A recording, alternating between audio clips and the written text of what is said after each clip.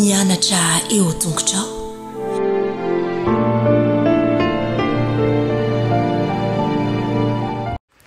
Valy miarabantsika tsirairay avindray tratra izao fotoana manokana anarantsika ny ten'Andriamanitra izao lesona ho an'ny lehibe amin'ity an'ity amin'nisotranao ihany koa izay manaraka tsy tapaka ny fianaran'ny ten'Andriamanitra eto. Vavaka ho anao hatrany izay ary matoky sy marina isika fa maly vavaka ny tompo. Lohandirantsika ny amin'ny lesona an'io dia vavaka isika.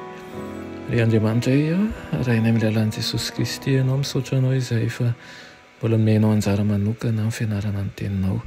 Dia meteza ianao hiasa eo amin'ny fiainanay tsirairay avy ka zahoanay hery ny tenao tonga anay hitsoratra any ary hitoky anao bebe kokoa. Aminaran'i Jesosy. Amen. Lohateny lesonantsika androany dia manao ireo faminaniany testameta taloha momba an'i Jesosy fizarana faharoa. Hoy Jesosy tamin'ireo mpitondra fivavahany, dinihina ny soratra masina satria ataonareo fa ho aminy no anananareo fiainana mandrakizay ary ireny manambara. Fanambarana tena sady tokoa izany izay nilazan'ny tenany. Samy manana ny heviny ny olona fa misy mpandinika sasany milaza fa faminaniana anjatony eo amin'ny testameta taloha no tanteraka Jesosy avy any Nazareta.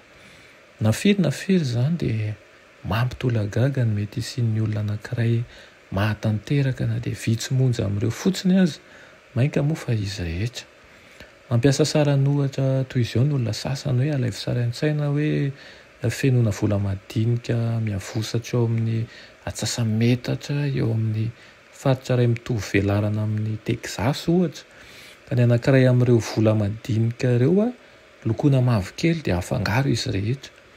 Avy eo asao ny olona anankiray mitapy maso aka vola madinika anankiray amin'ireo.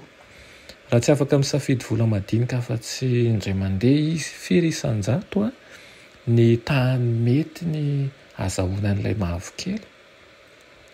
Tsy salasalana fa efa voalaza mialoha ao amin'ny testameta taloha ny nahaterahan'i Kristy sy ny fiainany ary ihany koa ny fahafatesany izay porofo mahagaga ny mahamesian'i Kristy ilay nandrasany. Imbetsaka no iresahan'i Jaona ny amin'ireo andalana avy ao amin'ny testameta taloha ireo mba hanomezany ny hoe iza moa Jesosy ary koa nahoana isika ny tokony hino azy sy hanaiky ny famonjena izay atolony.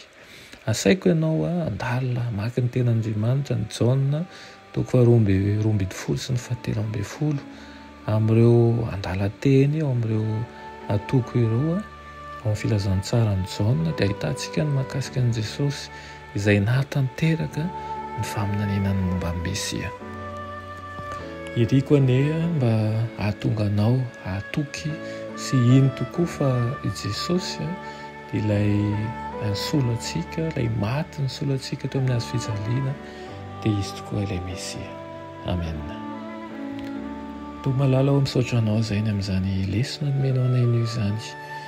Raha ny fihevitra olombelona dia ambany fisainanay ary tsy mety mino ny fisainanay satria be fahotana izahay. Ampio izahay amin'ny alalan'ny fanahinao masina mba hanana fanetretena handray ny teninao ampitiavana sy ampitoniana voka ny fanahinao masina hanampy anay amin'izany.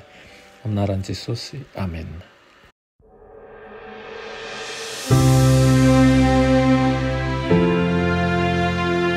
Mianatra eo an-tongotry Jesosy isan'andro.